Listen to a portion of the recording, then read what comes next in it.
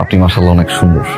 বিয়ের আগে তো আমার পরিবার আপনার বিষয়ে অনেক খোঁজ খবর নিছে, সবাই একটা কথাই বলছে যে আপনি অনেক ভালো মানুষ। আর আমিও আসলে আপনার বিষয়ে একটু খোঁজ খবর নিছিলাম। কি খোঁজ খবর নিলেন? আগে কখনো প্রেম করছেন কিনা, ছেঁকা টেকা খাইছেন কিনা। আপনার কাছে কি একটা জিনিস চাইতে পারি? জি। আপনি সারা জীবন আমাকে শুধু ভালোবাসবেন। চেষ্টা করবো আমি। আমার বাবা মা বোনকে খুব ভালোবাসে, এই মানুষগুলোকে মন থেকে ভালোবাসে। প্রীতির কলেজে টাকা দিতে হবে, ওর নাকি সামনে পরীক্ষা। আর ওই বাসায় বাজার শেষ, কিছু টাকা দিয়ে গেলে আব্বা বাজার করে নিয়ে আসতে পারতো আর কি। মার ওষুধ লাগবে, মা আজ খাইতে পারেনি, সকালের ওষুধটাই শেষ হয়ে গেছে। শর্ট আছে টাকা?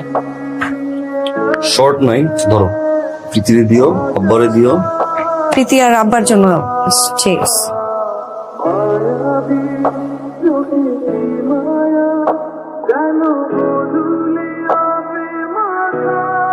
ফারুক সাহেব, বস আপনাকে জরুরি তলব করছেন। আজকে কিন্তু 10 মিনিট লেট করে আসছেন। 10 মিনিট late। বসের কড়া নির্দেশ আছে, লাল কালির দাগ দেওয়া ছাড়া উপায় নেই।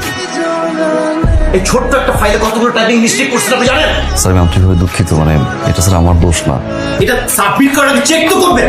স্যার আমি দুঃখিত, এটা আমার চেক করা উচিত। আপনি জানতো বিয়ে জান, আপনি জান। কি রান্না করছো? আর বাসায় একটা মুরগি ছিল, ওটা রান্না করে দিয়েছি। নাও খাও। তো পড়াশোনার কি অবস্থা? বাবা তোর প্রমোশনটাই হচ্ছে না কেন? একটু প্রেশার আছে না? আপনি তো চাকরি করছেন, আপনি তো জানেন যে অফিসে কি হয়। কি বলছেন বলুন? তুমি খাওয়া শেষ করো না, আমি খাইতেছি। আমি ওকে সব সময় বলি আমাদের সাথে খাইতে বসতে, কিন্তু আমাদের সাথে বসতেই চায় না। এই মা, তুমি বসো তো, বসো, আমাদের সাথে খাবা। আমাদের বাসায় সবাই ডাইনিং টেবিল বসে খাইতো, আমি খাইতে পারতাম না। কি জানি একটা সমস্যা, মানুষে মিলে খাইতে পারি না। আপনি এখানে কি করতেছেন? ডিম ভাজি করি। তা আপনি আমারে বলেন নাই কেন? আপনি যখন খাইতেছেন আমি ভাইজে দিতাম, আপনি আসলেন কেন? আমার জন্য না, যে খায় না তার জন্য। আরে আমি তো বললাম না আমি পরে খাবো। কি দিয়ে খাবেন? কি দিয়ে মানে? তরকারি দিয়ে খাবো। ধরা খেয়ে গেলেন আজকে। মুরগির ঝোল আর ডাল দিয়ে খান, তা তো বলেন। কেমন আছো মা? কতদিন পরে দেখলাম। মাইয়ারে বিয়ে দিয়ে তো পর বানাই দিছো। তুই উগাই উগাই কি রুম হয়ে গেছে? চোর নিচে কালি ফুটছে কিনলাই। তুই কি অসুস্থ নি মা? মা আমি সুস্থ। আসসালাম। কেমন আছেন আপনি? ভালো আছি ভাইজান, ভালো আছেন? আসতে কোনো অসুবিধা হয় নাই? না না। মা তুমি আস্তে না আস্তে গোয়েন্দাকে শুরু করে দিছো। আর মাইয়া কি রুম আছে না আছে? আর মাইয়া সংসারে হালো কি করতে খবর আই লইতাম না। মা যেটা বলতেছে এটাই ঠিক, আমরা যেটা করবো এটাই ঠিক। তোর স্বামী পটিয়া বেতন পায়। মা আমার স্বামীর বেতনটা তুমি কি করবা? তোর স্বামী মাত্র 35,000 টাকা বেতন পায়। কি রুম কাপড় কিনছস? এই কাপড়ের দাম কত? তো আমি কি 10,000 টাকা দামে শাড়ি পরে ঘরে বসে থাকবো? আর মাইয়ার জামাই আমাই করে একজনের কামাইয়ের উপর দিবে গুনে চল। তাতে কি হয়েছে মা? আমার কি কারোর কাছে হাত পাততেছি? তুমি আসছো, কয়টা দিন থাকো, ভালো হয়ে কথা বলো, তারপর আল্লাহর রাস্তায় চলে যাও। এগুলো বন্ধ করো মা। কোনো সময় আছে। আর মাইয়ার ভালো মন্দ আরই দেহন লাই ভুলাই করছি আই দিম। ভাইয়া বইয়ের জন্য টাকা লাগতো। 1000 রাখ। ভাইয়া আমার এত লাগবে না, আমার ওটাতে হয়ে যাবে। রাখ রাখ। আব্বা কিছু বলবেন? হ্যাঁ বাবা, দেন সাহেব আসছে, ওনারা মনে হয় কিছুদিন থাকবে, তাই ওনাদের একটু ভালো মন্দ খাওয়াবো। আর তুই 500 টাকা দিলেই হই। 500 টাকা কিভাবে করবেন? আরে ওটা তুই বুঝবি না, আমি সারা জীবন বাজার করে আসছি না, আমি ঠিকই ম্যানেজ করে নেব। প্রতিটা আইটেম যদি 100 গ্রাম গেলেও কিনেন, তাও তো 500 টাকা হয় না। 2000 টাকা দিলি কে? 1 কেজি গরুর মাংস দামি 700 টাকা, 500 টাকা দিয়ে কি করতেন? একটা অনুরোধ করি আব্বা, হ্যাঁ বল। বাজারের ব্যাগ নিয়ে হাইটাই ফেলেন। আমার যে বয়স, আমার যে শরীর স্বাস্থ্য, আমি হাঁটাহাঁটি করলে শরীরটা ভালো থাকবে। রিক্সা আসার দরকার নেই। 15 দিন ওষুধ আছে, দরকার প্রেশার ওষুধটা পাই নাই।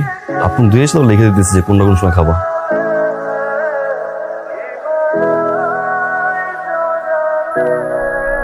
তোর জামাই তোর শাশুড়ির লাই করে, ওষুধ আনে, বাপেরে দেহে বইনেরে দেয়। মা বাবা বোন এদের জন্য করবে না। অত বেশি বেশি করবো কিল্লাই? হ্যাঁ হ্যাঁ, তারা তো গ্রামের বাড়িতেও থাকতে পারে। গ্রামের বাড়িতে থাকলে খরচ বাঁচে যায়। 5-7 হাজার টাকা গ্রামের বাড়িতে দিলেই তো ওই যায়। তুই অন্তন তোর জামাইরে কবি মাসে 5,000 টাকা যেন দেয়।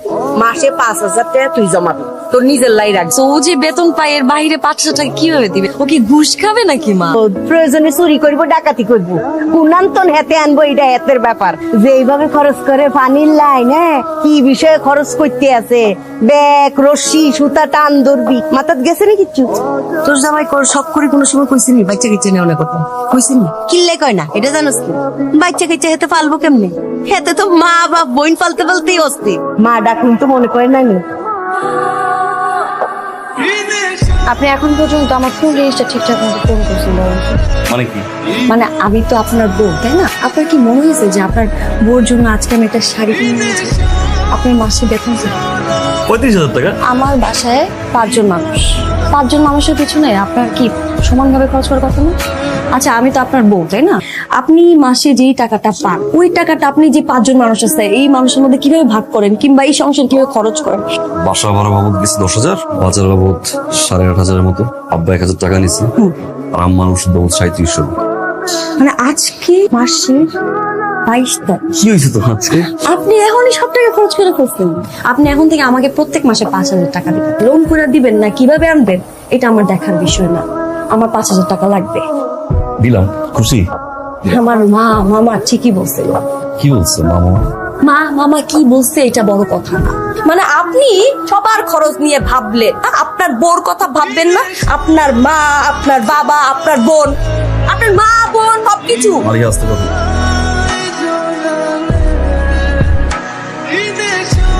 আচ্ছা হয়েছে, বাদ দাও। শোনো, এখন থেকে বেতন পেয়ে টাকাটা আমি তোমার হাতে দিয়ে দিই, আমি তোমার হাতে দিয়ে দিব, তুমি তোমার মতো করে খরচ করো। আমার লাগবে না। মালিয়া শোনো, মালিয়া